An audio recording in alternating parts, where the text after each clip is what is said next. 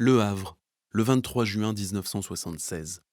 Madame, c'est sans hésitation que je ferai les 1000 kilomètres qui séparent New York de votre île, à condition évidemment de ne pas vous importuner, car j'ai vraiment envie de vous connaître.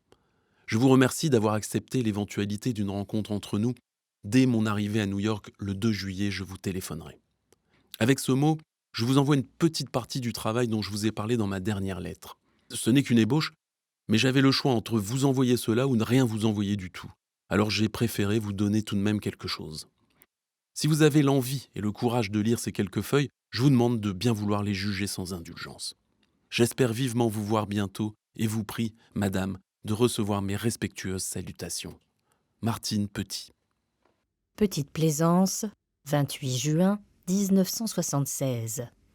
Chère mademoiselle, je vous remercie de votre lettre du 23 et j'accepte les dates du 26 et 27 juillet que vous proposez. Le village est encombré à cette époque, mais on trouvera à vous loger, Petite Plaisance étant trop petite pour recevoir des hôtes. Nous discuterons d'ailleurs ces détails par téléphone après votre arrivée à New York le 2 juillet. La communication est moins chère dans la soirée et vous avez plus de chances de me trouver à la maison. J'ai parcouru avec grand intérêt votre essai. J'ai apprécié l'absence totale de jargon psychanalytique, structuraliste, que sais-je encore. Votre analyse du langage du héros, ce que j'ai appelé moi-même ce style tremblé, me paraît très juste. Je ne suis peut-être pas qualifié pour juger dans le détail un travail comme le vôtre, si utile d'ailleurs qu'il le paraisse.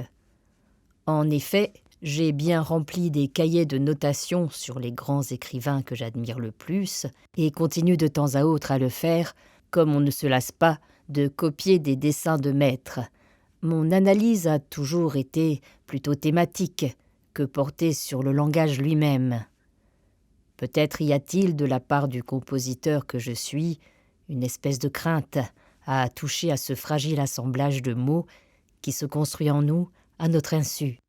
Votre tâche, au contraire, est d'accomplir une telle étude, et les pages que vous m'envoyez me semblent y réussir. Bien sympathiquement à vous, Marguerite Yourcenar.